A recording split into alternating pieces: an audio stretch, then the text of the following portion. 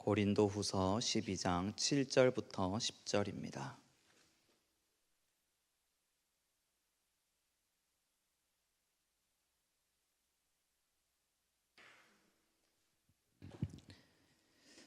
네, 12장 7절부터 10절 한 절씩 교독하겠습니다. 여러 계시를 받은 것이 지극히 크므로 너무 자만하지 않게 하시려고 내 육체의 가시 곧 사탄의 사자를 주셨으니 이는 나를 쳐서 너무 자만하지 않게 하려 하심이라.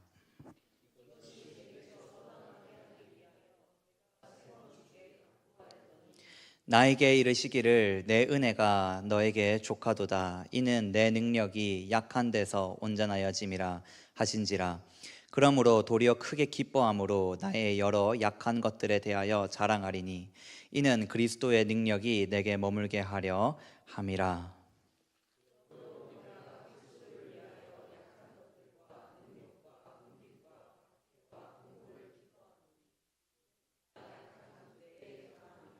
아멘. 한 번 더 인사합시다. 우리 주님은 약할 때 강함 되십니다. 우리 주님은 약할 때 강함 되십니다. 사명자에게 자기 자신에게 실망할 때 기억해야 할 것이라는 말씀으로 함께 말씀을 전하기 원합니다. 광고가 있습니다. 내일 오전 9시부터 교회 소방점검이 있습니다. 그래서 교회에서 기도하실 때에 소리가 나고 이렇게 충분히 하실 수 있는 것들 미리 알고 계시면 좋겠습니다. 오늘 이 본문은 이제 고린도후서 11장과 이어지는 본문이에요. 고린도 교회에 바울이 이제 또 전도 여행을 떠나는 동안 또 많은 문제들이 생겼었습니다. 그 중에 한 가지가 뭐냐면 바울은 오직 예수 그리스도를 전하는 데에 힘썼죠. 자신의 어떠한 체험이나 간증보다도 예수님이 예수님 되게 하는 그 말씀에 힘썼었습니다. 그러니 바울이 떠나고 나서 이제 이단성을 가진 자들이 오는 거예요. 내가 이걸 봤다, 내가 이걸 깨달았다, 내가 유대인인데 유대인으로서 믿는 사람들은 할례를 받아야 한다, 그런 온갖 말들이 고린도 교회에 가득해서 고린도 교회가 혼란스러워졌습니다. 또한 죄악을 짓는 자들이 드러나고, 근데 그들이 징계받지 아니하고 계속해서 그냥 교회 가운데에서 그 삶을 누리는 그러한 많은 문제들 가운데에서 이제 바울이 변론하는 거예요. 그 변론 중에 하나가 12장에 무익하나마 1절에 내가 부득불 자랑하노니 주의 환상과 계시를 말하노라. 내가 하나님께 인도받아서 나도 천국을 갔다 왔고 내가 오히려 그 많은 사람들보다 더 대단하다. 그 사람들이 고난을 받았느냐? 내가 고난을 더 많이 받았다. 그 사람들이 죽을 위기에 처했는데 하나님이 살려주셨느냐? 내가 그러한 간증들이 더 많다. 그러나 내가 이것을 말하지 않는 이유는 뭐죠? 오직 그리스도만 더욱더 드러나기 위함이다. 이것이 사도 바울의 중심이었습니다. 그래서 12장 전체에서 이제 자신이 체험한 하늘의 놀라운 것들을 고백한 다음에 오늘 본문처럼 이제 7절에 이런 여러 계시를 받은 것이 너무나 큰 것이 아니냐, 누구에게 이런 계시를 찾아볼 수 있느냐. 사도 바울이 이스라엘과 교회를 깨달은 자잖아요. 2000년 전에 그 계시를 이미 받은 자입니다. 근데 그 가운데에 하나님이 나에게 육체의 가시를 주셨다. 너무 자만하지 않게 하시려고 내 육체의 가시 곧 사탄의 사자를 주셨으니, 즉 마귀에게 스스로 어떤 틈이 있었다는 거예요. 내가 사명을 감당할 때에, 내가 하나님을 섬길 때에 우리가 언제 괴로워하죠?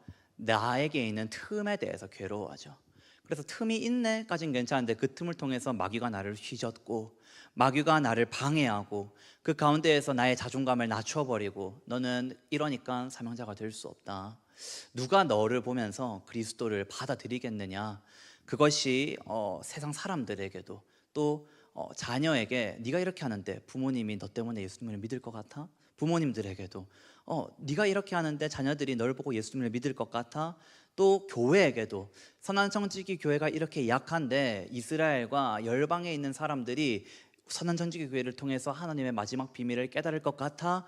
그러한 많은 연약함들, 그리고 그 가운데 육신적으로 하나님의 일을 하려면 이 육신의 가시가, 이 육체의 가시가 해결이 돼야 하는데, 이 질병이 해결이 돼야 하는데, 반복적인 이런 죄악들이 해결이 돼야 하는데 해결이 되지 않을 때에 어떻죠? 저희가 절망합니다.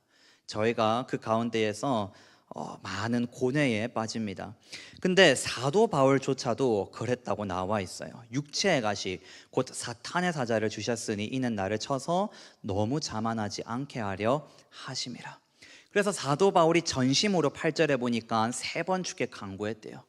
우리가 한 번, 두 번 세는 것과 사도 바울이 한 번, 두 번 세면서 기도한 것은 다르겠죠. 근데 그렇게 기도했었을 때에, 간구했었을 때에 이렇게 하늘도 갔다 오고 하나님의 비밀도 알게 되고 모든 걸 알게 된 그 바울이 이렇게 간구하였는데 하나님이 어떻게 말씀하세요? 9절에 내 은혜가 너에게 족하도다. 이는 내 능력이 약한 데서 온전하여 짐이라. 그래서 이 말씀과 함께 모든 믿는 자들, 사명자들이 우리에게 위로가 되는 줄 믿습니다. 그것을 함께 나누기 원합니다. 그래서 이번 주 주일에 대예배 때의 말씀이 구원은 오직 은혜, 사명은 구원받은 자들의 영원을 준비하기 위한 특권이다 라고 말씀 저희가 함께 나누었었습니다. 하나님의 은혜로 우리가 주님을 다 알았죠. 하나님의 은혜로 우리가 사람을 통해서, 상황을 통해서 주님을 만났습니다. 그리고 또한 주님이 허락하신 특권인 사명을 우리가 감당하려고 할 때, 근데 그 가운데에 우리가 기쁨만 있는 게 아니죠. 수없이 저희가 마주하는 것이 있습니다. 그것이 무엇이죠? 바로 실망스럽고 연약하고 부족한 나 자신이죠. 그리고 내가 어떻게 할 수 없는 많은 상황들입니다. 내가 답을 알지만, 내가 율법을 알고 내가 하나님의 법을 알지만 사도 바울이 로마서에서 고백했던 것처럼 내 안에 두 명이 살아서 싸우죠. 오호라 나는 공고한 자로다. 그 고백이 우리에게 항상 있죠. 그래서 실망스럽고 연약하고 부족한 나 자신을 우리가 사명을 감당하기 시작하면 끊임없이 마주합니다. 그리고 또 언제 마주하죠? 우리가 서로가 사명을 함께 감당할 때 그걸 마주해요. 그래서 우리는 서로 그 모든 것들을 덮어줘야 하는 줄 믿습니다. 그러면 그걸 어떻게 덮는 능력이 우리에게 나오는가? 주님의 사랑으로 어떻게 그것을 우리가 덮을 수 있는가? 그것은 먼저 내가 나를 제대로 볼 때 할 수 있어요. 내가 나를 볼 때에 주일 말씀처럼 나는 단지 아직 폭로되지 않은 죄성이 가득한 수없는 갈등 가운데 처해 있는 연약한 인간임을 우리가 사명에 직면할수록, 사명을 감당할수록 점점 알게 되죠. 그리고 이때부터 우리는 심적으로, 외적으로 무너집니다. 우리의 마음도 무너지고 우리의 생각도 무너지고 또 우리 눈으로 볼 때에 내 주위에 많은 것들이 무너지는 것처럼 보일 때가 있어요. 또 우리가 서로를 더 알아갈 때에 우리는 서로의 이러한 연약한 부분들을 점점 알게 되죠. 그래서 예전에 담임 목사님이 자주 설교 중에 말씀하셨습니다. 무엇을 말씀하셨죠? 사람 냄새라는 표현을 썼어요. 사람이 서로 함께 오래 있으면 서로가 사람 냄새를 맡을 수밖에 없다. 그러면 우리가 가장 오래 있는 사람들이 누구죠? 가족들. 그리고 우리가 교회에서 이제 사명을 감당하기 시작하면 가장 오래 있는 분들이 누구예요? 지금 여러분들 옆에 계시고 앞뒤에 계시고 계신 교회의 가족들입니다. 그때 우리가 기억해야 하는 것은 무엇이죠? 내 안에 내가 갇히면 안 돼요. 아, 나는 이렇게 부족하구나. 저 사람은 저렇게 사명을 잘 감당하는 것 같은데, 성경에 나와 있는 이 하나님의 사람은 이렇게 문제없이 사명을 잘 감당해서 면류관을 취하고 승리하였는데, 근데 나는 왜 이렇게 계속 갈등할까? 나는 왜 계속해서 이렇게 무너질까? 나는 왜 답을 알면서도 그 답을 순종하지 못할까? 그 가운데에 우리에게 큰 위로가 되는 진실이 있습니다. 바로 예수님을 제외한 모든 하나님의 사람들은 단 한 명의 예외 없이 지금 우리가 하고 있는 이 갈등 가운데 똑같이 살았다는 겁니다. 그리고 이것을 깨닫기 위해 고난받은 자, 특별하게 하나님이 고난을 주셔서 고난을 받은 자가 성경에 한 분 있죠. 누구죠? 욥입니다. 함께 욥기 42장을 보겠습니다. 구약 성경 욥기 42장입니다.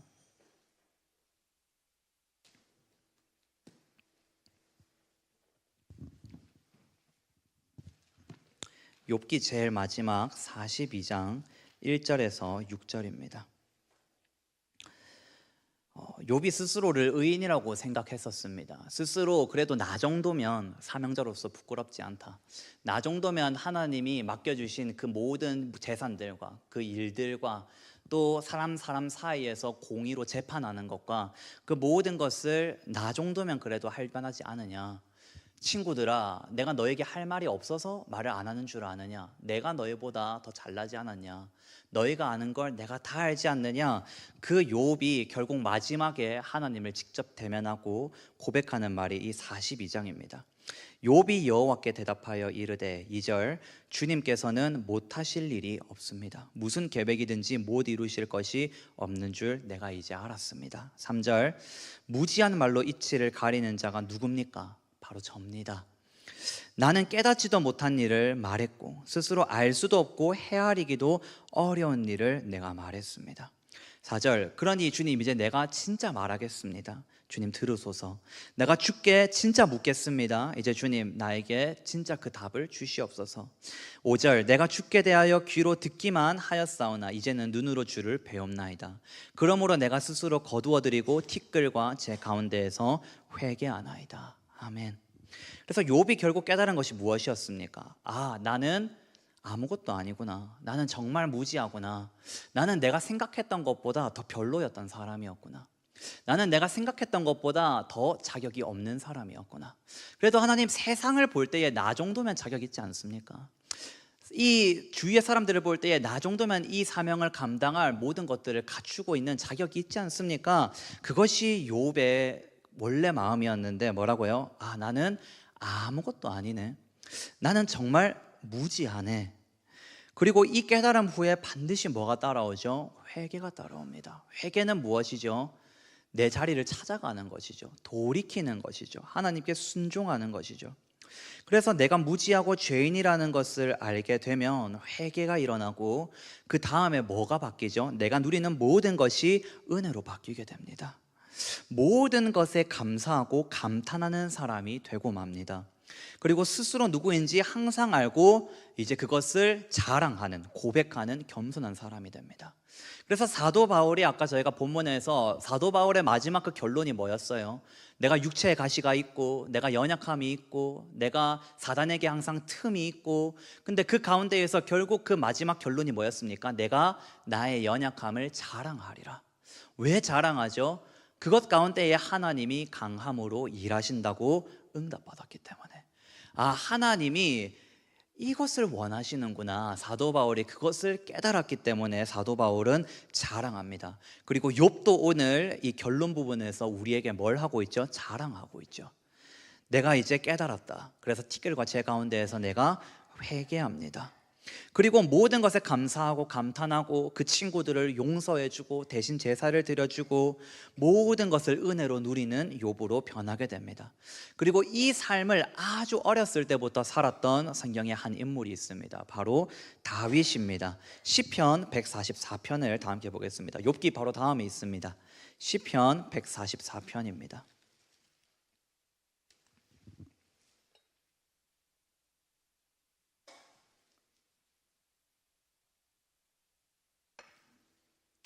시편 144편 1절에서 4절입니다.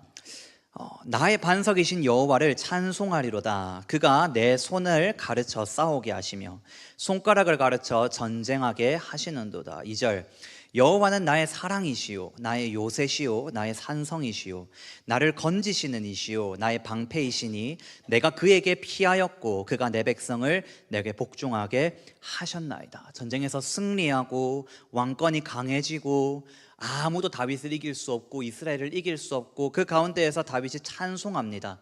근데 찬송하며 3절부터 보시면 무엇을 말하죠? 자신의 연약함을 자랑해요. 사람의 연약함을 자랑해요. 3절 다 함께 합독하겠습니다. 시작.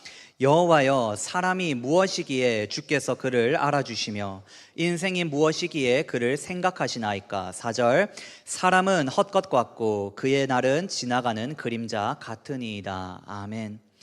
다윗이 하나님께서 나에게 은혜를 주시고 하나님께서 나에게 전쟁하는 법을 가르쳐 주시고 하나님이 손가락을 가르치는 저자들과 내가 싸우니까 백전백승합니다. 하나님이 지시하시는 그 땅으로 가니까, 그 전쟁터로 가니까, 그 사명지로 가서 내가 사명을 감당하니까 내가 백전백승합니다. 내가 사명을 온전히 감당할 수 있습니다. 하나님은 나의 사랑이시고 하나님은 나의 아무도 몰락시킬 수 없는 난공불락의 요새이시고 나의 산성이시고, 또한 내가 비참해져 있을 때, 내가 도망자였을 때, 내가 아무도 도울 자가 없을 때 나를 도우셨던, 나를 건지시는 이시고, 또한 불화살이 날라올 때에 나에게 방어해 주신 방패이시니 내가 그에게 피하였고 그가 내 백성을 내게 복종하게 하셨나이다. 왕의 찬양이죠. 리더의 찬양이죠. 지도자의 찬양이죠. 근데 그 다음에 그 지도자가 무엇을 외치고 있습니까? 자신의 연약함을 외치고 있습니다. 여호와여, 근데 사람, 내가 뭔데? 내가 무엇이간데? 내가 무슨 자격이 있길래 하나님께서 나를 알아주십니까? 하나님께서 나에게 싸움을 가르쳐 주시고 하나님이 나에게 전쟁할 곳을, 장소를, 그곳에 나를 보내시고, 하나님, 내가 도대체 뭐길래 하나님이 나의 방패가 되어주시고 나의 요새가 되어주시고 하나님이 나를 건져주십니까? 나라는 인생이 무엇이기에 하나님 나를 생각하십니까? 내 미래에 대해서 하나님 나에게 계획이 있죠 라는 말은 반대로 생각하면 뭐죠? 하나님이 내 계획을 생각하셨다는 거죠.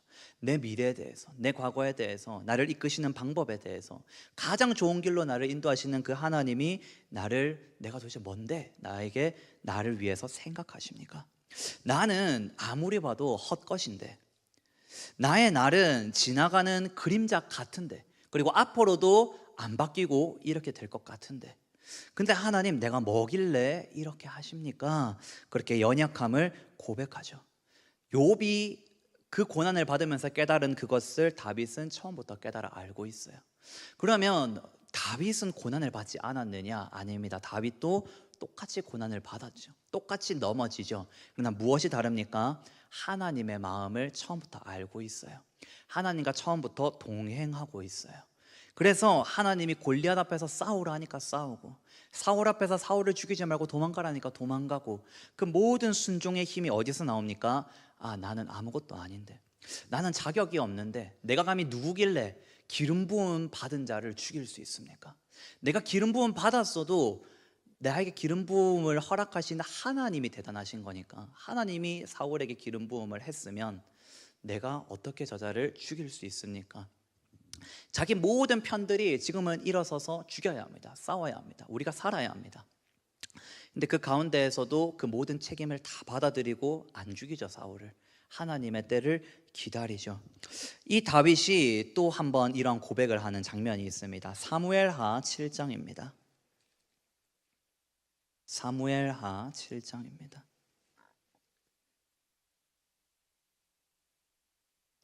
아무 걱정이 없을 때에 하나님 앞에 홀로 서서 할 수 있는 기도가 이 7장의 기도인데요.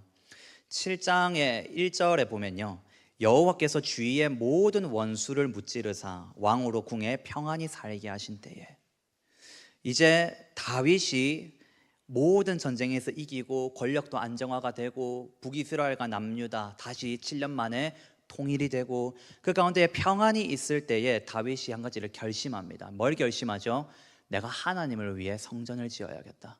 다윗 성도 있고 왕권도 안정되었고 모든 게 다 좋은데 아직 하나님은 저 성막 안에 계시는구나. 그래서 하나님의 집을 지으려고 할 때에 하나님이 뭐라고 말씀하십니까? 네가 나를 위해서 집을 짓겠다고? 아니다, 내가 너를 위해 집을 지어주겠다. 그렇게 해서 다윗의 집을 견고하게 낸 약속이 이때 주어집니다. 그래서 14절, 15절, 16절, 17절 솔로몬에게 있는 축복, 솔로몬에게 약속하시는 말씀들이 있고요. 그리고 16절에 보니까 너의 집과 너의 나라가 내 앞에서 영원히 보존될 거다. 다윗의 집이 영원히 보장되고 너의 왕위가 영원히 견고하리라. 어떤 약속이죠? 메시아, 예수 그리스도의 약속이죠.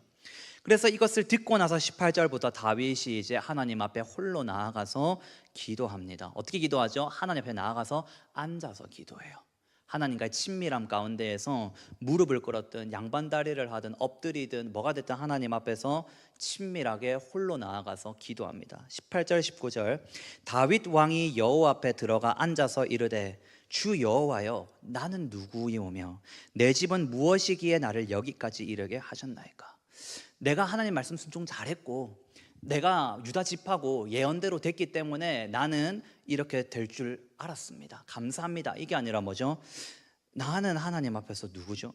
내 집은 무엇이기에, 도대체 나라는 이 뿌리, 나라는 사람, 우리 집, 우리 가문이 무엇이기에 나를 여기까지 이르게 하셨습니까?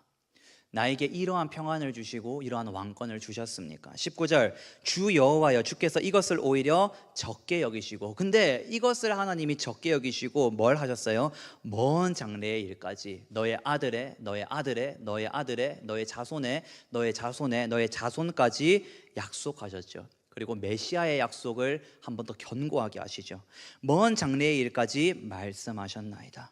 주 여호와여 이것이 뭐죠? 사람의 법입니다. 메시아가 오고 그 예수 그리스도가 바로 사람들의 법입니다. 인생의 법입니다. 근데 이 모든 사람이 지켜야 할 그 생명의 성령의 법, 사랑과 용서의 법, 그것을 도대체 내가 누구길래 나에게 허락하셨습니까? 나와 내 자손, 우리 집이 도대체 뭐길래, 우리 가문이 뭐길래 우리 가문에게 이 사명을 허락하셨습니까? 그래서 그 포로기 이후에도 누가 다시 성전으로 돌아와서 다시 총독이 되어? 다윗의 후손인 스룹바벨이죠. 성전을 세우고 하나님의 뜻 가운데 이루어지는 모든 이스라엘의 세움 가운데에는 다윗의 왕조가 있습니다. 요셉과 마리아와 예수님까지죠. 그 모든, 그리고 헤롯 성전, 뭐 마카비 왕조 이런 건 성경에 안 나오죠. 다윗 하나님의 뜻 그 가운데에 이 언약이 신실하게 내려와서 우리까지 내려온 것을 볼 수 있습니다. 즉 다윗의 이 자세는 뭐죠? 하나님께 감사하고 감탄하고 찬양하고 끊임없이 자기 자신이 누구인지 자랑하고 고백하죠. 나와 내 집을 자랑하면 무엇을 하죠? 하나님의 놀라우심을 높이죠.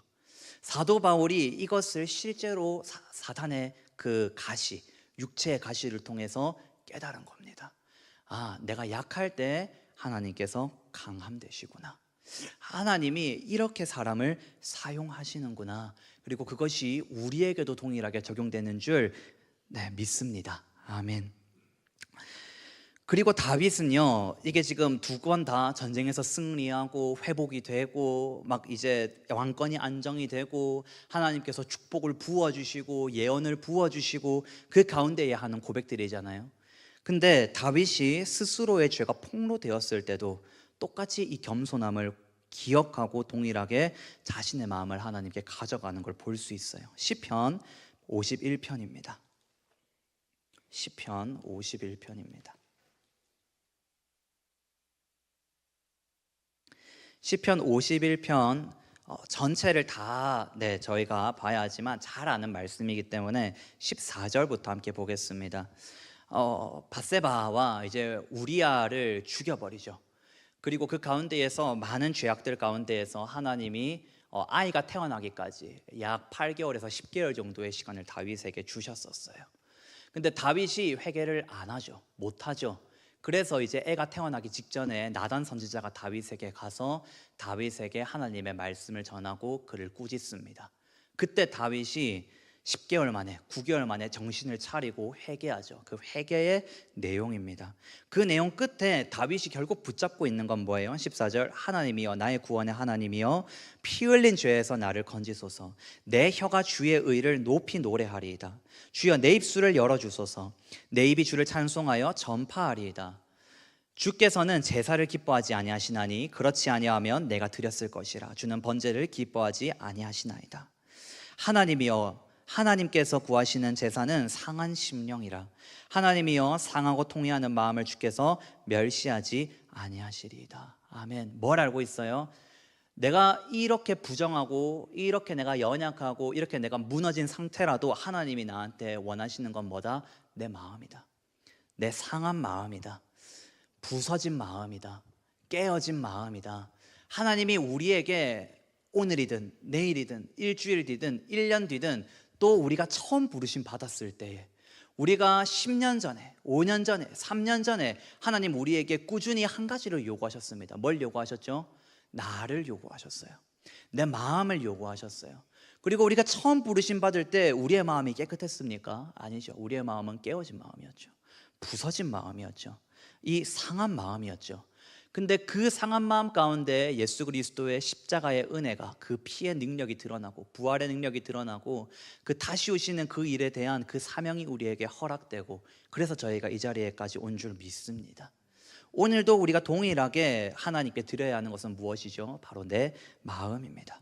그래서 다윗은 이 마음을 드리며 무엇을 놓지 않습니까? 자신의 사명을 놓지 않습니다. 자신의 왕에 대한, 왕이라는 자신의 사명, 예배자, 찬양을 드리고 하나님에게 찬송시를 적고, 다윗이 이끄는 찬양대가 엄청났잖아요. 그 찬양대에 대한 사명을 결코 포기하지 않죠. 그리고 어디에 매달립니까? 내가 이 모든 사명을 처음에 시작했을 때에도 주님, 내가 하나님께 드린 건 상한 마음이었습니다. 지금도 주님, 온전히 주님 나에게 이 동일한 마음을 원하시는 줄 압니다. 지금 나도 상한 마음을 또 하나님께 드리겠습니다. 그리고 책임질 일들이 많죠. 화가 많죠. 인생 가운데 고난들이 그 이후에 많죠. 그러나 뭘 빼앗기지 않았어요? 사명을 빼앗기지 않았어요. 하나님께서 다윗에게 허락한 사명을 다윗은 빼앗기지 않았습니다. 내 아들들이 서로를 죽이네. 아들들이 막 죽네. 똑같이 왕이 다툼해서 많은 일들이 일어나네. 그럼에도 불구하고 솔로몬과 르호보암과 그 세대들을 통해서 하나님의 약속은 신실히 이어져 가죠. 하나님의 사명은 이루어지죠.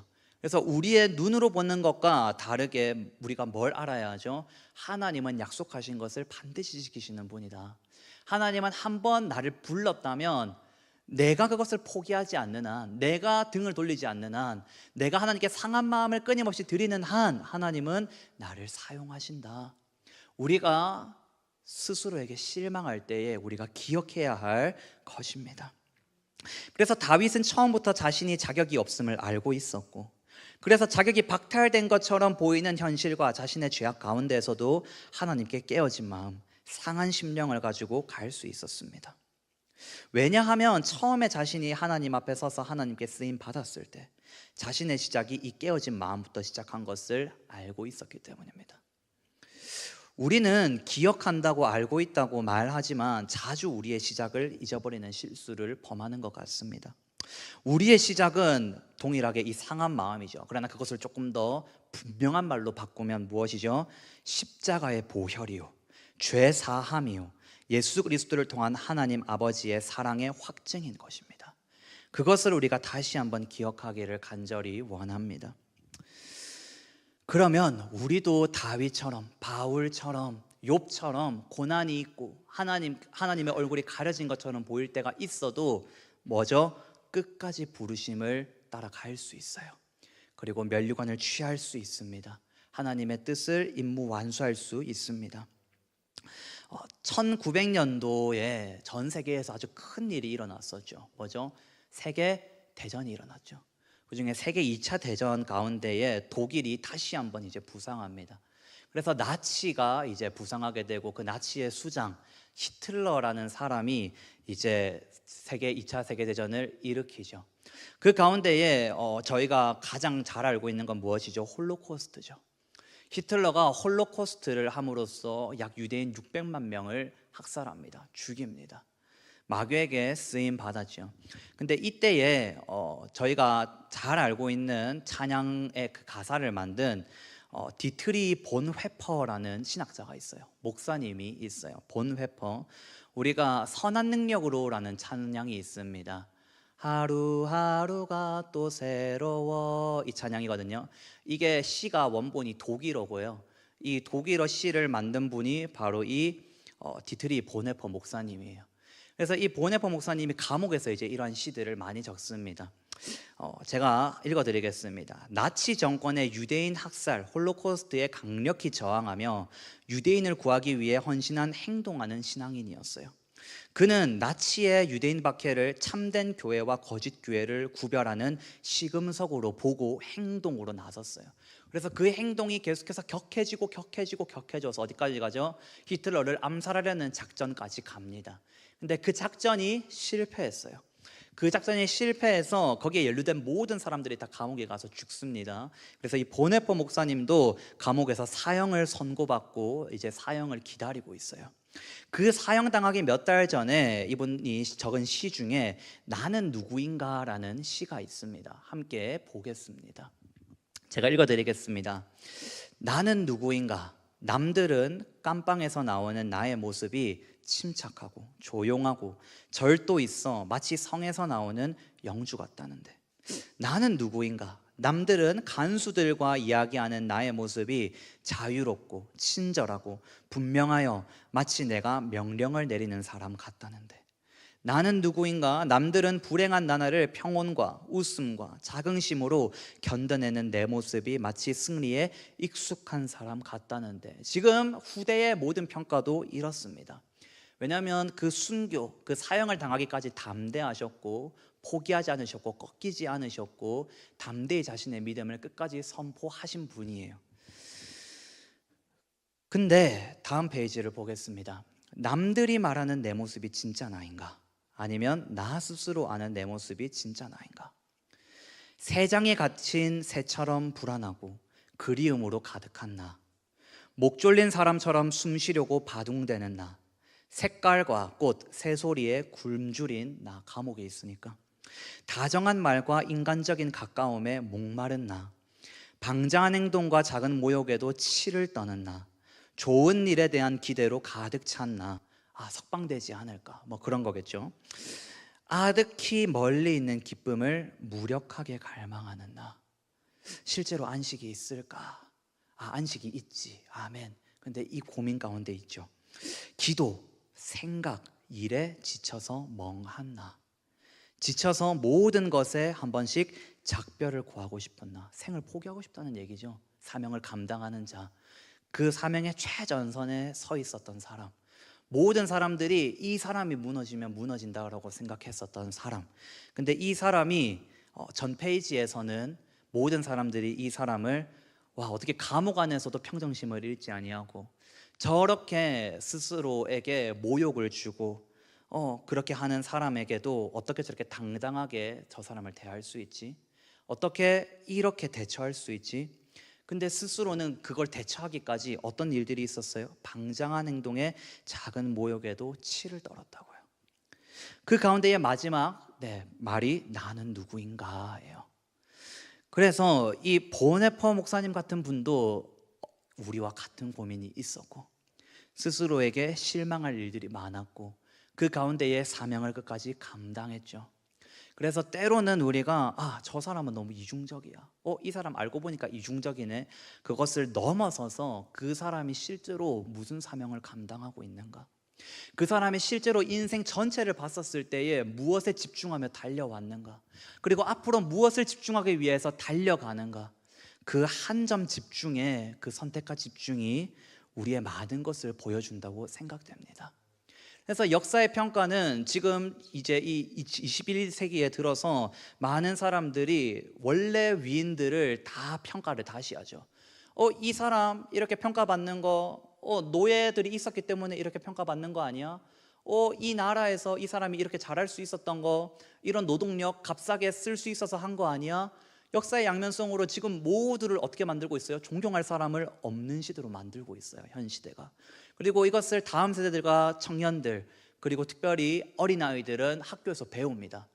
TV를 틀면 나옵니다. SNS를 보면 나옵니다. 숨겨진 이야기들, 이 사람의 숨겨진 이야기, 저 사람의 숨겨진 이야기, 링컨의 숨겨진 이야기, 이승만의 숨겨진 이야기, 모든 역사적인 인물들이 다 숨겨진 이야기들이 드러나요. 근데 그럼에도 불구하고 오늘 우리가 이 본문 가운데에서 하나님의 사람으로서 평가해야 하는 것은 무엇이죠? 그가 사명을 감당하였는가?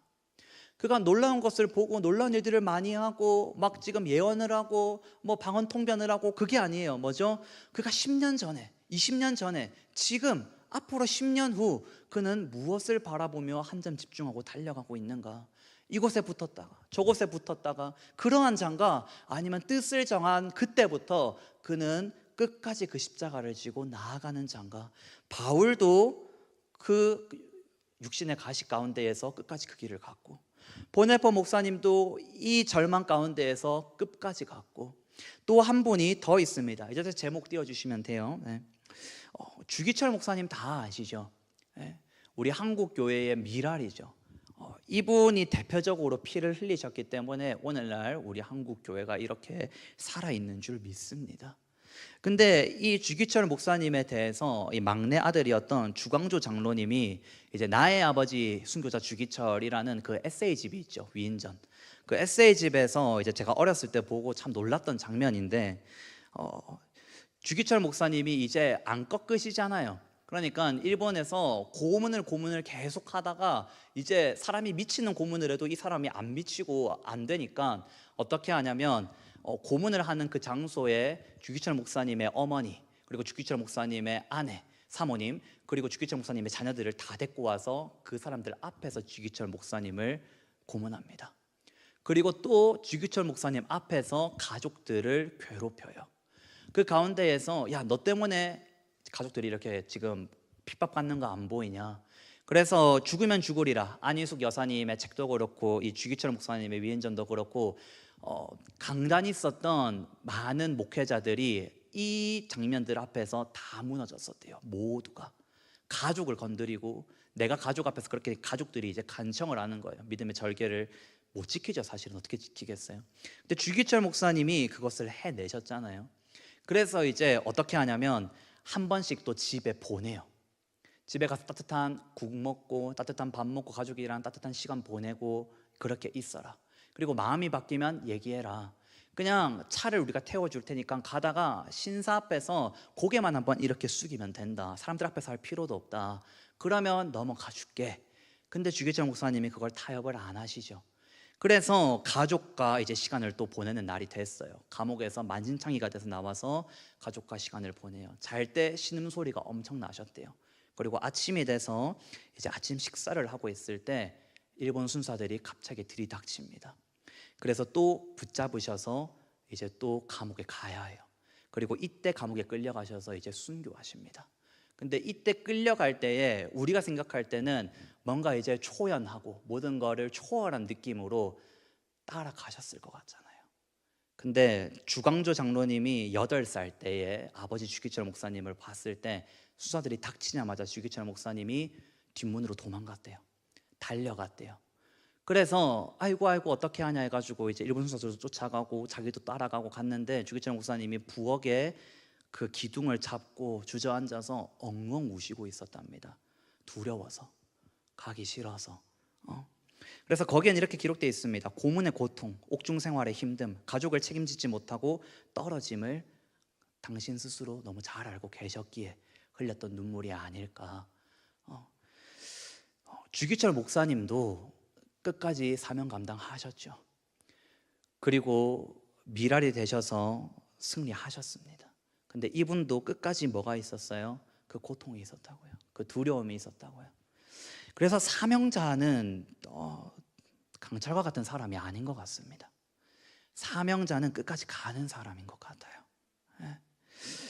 그래서 이 보네퍼, 주기철 목사님, 또 욥, 다윗, 이 모든 사람들이 다 사명을 완수하신 분들인데 모두가 한결같이 연약함이 똑같았어요. 갈라디아서 2장으로 함께 가보겠습니다. 신약성경 갈라디아서 2장입니다. 이 갈라디아서 편지를 적고 그리고 나서 오늘 본문인 고린도 후서를 기록했습니다. 사도 바울이. 갈라디아서 2장 11절입니다.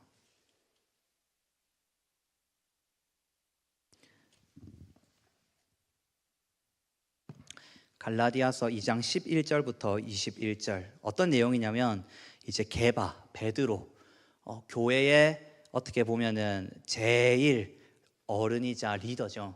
이 베드로가 이방인과 식사를 믿는 이방인들과 식사를 하다가 할례 받은 자들 유대인들이 오니까 숨어버려요. 율법에 접촉돼서 꾸지중 들을까봐 말다툼이 생길까봐 거기에 대해서 뭐라고요? 사도 바울이 강하게 꾸짖습니다. 11절 2장 11절 게바가 안디옥에 이르렀을 때에 책망받을 일이 있기로 내가 그를 대면하여 책망하였노라. 야고보에게서 온 어떤 이들이 이르기 전에 게바가 이방인과 함께 먹다가 그들이 오매 할례자들을 두려워하여 떠나 물러가매 남은 자들도 그와 같이 외식함으로, 그래서 베드로가 저렇게 하네, 그럼 우리도 이걸 피해야겠다, 외식함으로 바나바도 그들의 외식에 유혹되었느니라. 바나바도 리더잖아요. 바나바도 유혹되었느니라. 14절, 그러므로 나는 그들이 복음의 진리를 따라 바르게 행하지 아니함을 보고 모든 자 앞에서 게바에게 이르되 네가 유대인으로서 이방인을 따르고 유대인답게 살지 아니하면서 어찌하여 억지로 이방인을 유대인답게 살게 하려느냐 하였도다. 15절, 우리는 본래 유대인이요 이방 죄인이 아니로되. 16절, 사람이 의롭게 되는 것은 율법의 행위로 말미암음이 아니요 오직 예수 그리스도를 믿음으로 말미암는 줄 알므로 우리도 그리스도 예수를 믿나니 이는 우리가 율법의 행위로서가 아니고 그리스도를 믿음으로써 의롭다 함을 얻으려 함이라. 율법의 행위로서는 의롭다 함을 얻을 육체가 없느니라. 만일 우리가 그리스도 안에서 의롭게 되려 하다가 죄인으로 드러나면 그리스도께서 죄를 짓게 하는 자냐? 결코 그럴 수 없느니라. 만일 내가 헐었던 율법을 다시 세우면 내가 나를 범법한 자로 만드는 것이라. 내가 율법으로 말미암아 율법에 대하여 죽었나니 이는 하나님에 대하여 살려 함이라. 함께 합독하겠습니다. 20절 시작. 내가 그리스도와 함께 십자가에 못 박혔나니 그런즉 이제는 내가 사는 것이 아니요 오직 내 안에 그리스도께서 사시는 것이라. 이제 내가 육체 가운데 사는 것은 나를 사랑하사 나를 위하여 자기 자신을 버리신 하나님의 아들을 믿는 믿음 안에서 사는 것이라. 아멘. 21절, 내가 하나님의 은혜를 패하지 아니하노니 만일 의롭게 되는 것이 율법으로 말미암으면 그리스도께서 헛되이 죽으셨느니라. 베드로조차도 실수가 있어요. 그러면 이 실수 후에 자기보다 20살, 30살 어린 바울에게 자기는 예수님의 수제자로 예수님을 3년 동안 따라다녔는데 이 바울은 예수님을 만나보지도 못한 사람이에요. 이 사람한테 복음으로 꾸짖음을 당한 거예요. 그러면 바울의 마음 가운데에 당연히 받아들이고 회개했겠지만 힘듦이 있었겠죠. 근데 그 가운데에서 베드로는 결국 어떤 삶을 살았습니까? 거꾸로 십자가에 달려서 순교하는 승리의 삶을 살았죠. 그래서 모든 사람들이 실수가 있어요. 모든 사람들이 연약함이 있어요. 수많은 믿음의 위인들을 보며 우리는 기억해야 합니다. 하나님은 욥, 다윗, 보네퍼, 주기철, 베드로를 통해 하나님의 뜻을 성실히 이뤘어요. 그들의 약함과 강함이 중요하지 않았습니다. 단지 그들이 하나님께 자신의 마음을 드릴 때, 상한 마음을 드릴 때에 어떻게 했다고요? 회개하고 하나님께 끝까지 쓰임받을 때 하나님은 하나님의 뜻을 성실히 이루었어요. 그들은 모두 자신의 영혼의 영원을 위해 주어진 특권, 사명을 감당했습니다. 하나님은 우리가 우리 자신에게 실망하는 그 순간 바로 우리의 마음을 깨어지고 상한 마음을 요구하십니다. 왜 우리가 실망하죠? 세상에 살았으면 실망하지 않은 일에 나 스스로에게 실망하는 거예요. 세상에서 살았으면 내가 전혀 실망하지 않아도 될 일에 우리가 실망하고 있어요. 사명을 감당하려고 하니까 나는 자격이 안 되네. 사명을 감당하려고 하니까 나는 부족함이 너무 많네. 사명을 감당하려고 보니까 나는 뭔가 잘하려고 했는데 오늘 이 본문의 게바처럼 베드로처럼 나는 혼나야 하는 사람이 돼버렸네. 사명을 감당하려고 육체의 가시를 없애려고 기도를 했는데 하나님은 내 은혜가 너에게 족하다라고 말씀하시네. 그건 뭐예요? 끝까지 그냥 거기에 대해서 무너지고 넘어지고 거기에 대해서 스스로 실망하고 괜찮다. 왜? 사명을 감당하는 그 일에 문제없다. 내가 너에게 이미 사명을 허락했다. 그 길로 나아가라. 그 특권을 내가 너에게 허락했다. 그것은 너의 마음이 이렇고 너의 상황이 이렇고 너의 연약함이 이렇고와 관계없이 네가 예수 그리스도를 붙잡고 있다면, 그분께 쓰임받고자 한다면, 너의 삶을 그분께 드렸다면 반드시 그 일은 이루어진다. 왜? 나의 일이기 때문이다. 아멘. 그래서 있는 모습 그대로 오직 십자가 예수님의 보혈의 은혜로 하나님께 나아가야 합니다. 결론을 맺겠습니다. 고린도후서 12장입니다. 본문입니다. 고린도후서 12장 7절부터입니다. 사도 바울이 여러 계시를 받은 것이 지극히 크다. 나 같은 사람이 있느냐? 나와 같은 사람이 지금 이 초대교회들 가운데에, 이 아시아 교회들 가운데에 나와 같은 사람이 있느냐? 비교해보면 사실은 없다. 근데 내가 왜 이것을 드러내지 않는 줄 아느냐? 내가 자만하지 않기 위하여 하나님이 나에게 육체의 가시를 주셨었는데 그 육체의 가시를 통해서 하나님이 나에게 말씀하셨다. 그런 것들로 내가 너를 사용하는 것은 아니다. 내가 너를 사용하기로 작정한 다음에 그 모든 것들을 너에게 허락했지 않느냐. 그러면 그것을 가지고 있지 않은 너도 이미 무언가를 통해 나에게 발견되었다는 그 뜻이죠. 9절, 나에게 이르시기를 내 은혜가 너에게 족하도다. 이는 내 능력이 약한 데서 온전하여짐이라. 내가 너를 보고 내가 너를 사용하는 것은 뭐라고요? 네가 약했기 때문이다. 세상은 스스로 강한 척을 하죠. 스스로 부끄러움을 숨깁니다. 스스로 강한 척을 하고 괜찮은 척하고 자기가 스스로 살아낼 수 있을 것 같이 살지만 하나님이 너를 불렀을 때에 그가 어떻게 하죠? 나는 약합니다, 하나님. 나는 아무것도 아닙니다, 하나님. 그 고백을 하는 자, 그때에 내가 너를 사용하기 위해 불렀다. 10절, 그러므로 내가 그리스도를 위하여 약한 것들과 능욕과 궁핍과 박해와 권고를 기뻐하노니 이는 내가 약한 그때에 강함이라. 아멘. 사명 감당하기에 부족함 없다. 그 하나님의 음성이 우리 가슴을 두드립니다. 하나님이 나를 불렀다면 하나님이 이미 다 준비하셨는 줄 믿습니다. 그래서 하나님이 우리에게 말씀하시는 것은 무엇입니까? 네가 나에게 너의 마음을 줬다면 너는 사명 감당하기에 부족함 없다. 너는 지금 잘 가고 있다. 보네포 목사님도 갈등했고, 주기철 목사님도 갈등했고, 다윗도 갈등했고, 바울도 갈등했고, 베드로도 갈등했고, 모두가 갈등하는데 결국 그들이 성취했지 않았느냐? 그 언약을 바라보며 달려갔을 때에 너도 그렇게 달려가라. 스스로에게 끊임없이 실망하고 있습니까? 사명을 감당하기 위해 자신이 너무 부족해 보이십니까? 너무 연약해 보이십니까? 그 연약함과 부족함 가운데 몸부림치고 있습니까? 자기 자신에게 실망될 때 기억해야 합니다. 처음 부르심을 받을 때부터 나는 불완전했다. 처음 부르심을 받을 때부터 나는 죄인이었다. 그러나 이제 나는 용서받은 죄인이 되었다. 내가 의인이 된 게 아니에요. 내가 용서받은 죄인이 된 겁니다. 내가 의인이 된 게 아니에요. 이제 너는 의롭다 칭함을 받은 것입니다. 그러므로 내가 나의 길을 잃었을 때 기억해야 하는 것은 무엇이죠? 나는 용서받은 죄인이다. 나는 용서받은 죄인. 나는 죄인인데 나는 용서받은 죄인이라서 나는 이 일을 하고 있다. 이 일을 끝까지 감당할 거다. 누가 뭐래도, 내가 나를 죽이더라도, 내가 나를 핍박하더라도, 나도 너도 그 누구도, 사탄도 천사도 하늘의 어떤 것들도 끊을 수 없다. 이 사랑을. 그게 뭐예요?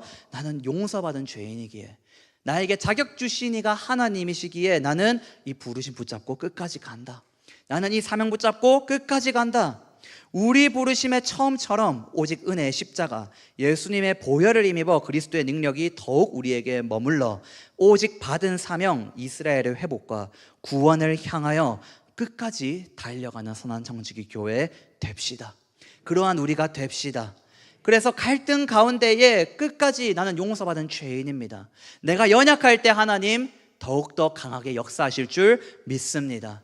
주님, 온전히 목사님으로부터 가장 어린 아이 하나까지 오직 사명 붙들고 끝까지 달려가게 하여 주시옵소서. 그렇게 기도하시길 축복합니다. 한번 선포합시다. 우리 주님은 약할 때 강함 되십니다. 한 번 더 선포합시다. 우리 주님은 약할 때 강함 되십니다. 할렐루야. 아멘. 기도하겠습니다. 하나님 감사합니다. 온전히 주님 사명자로서 주여 저희 주 앞에서 달려나아갈 때에 부족한 점이 얼마나 많은지요, 연약한 점이 얼마나 많은지요, 또 주님 주위에 많은 사람들이 나에게 연약하다고 말하는 것들도 얼마나 많은지요, 주님 또 내가 다른 사람을 볼 때에 연약해 보이는 것들도 얼마나 많은지요.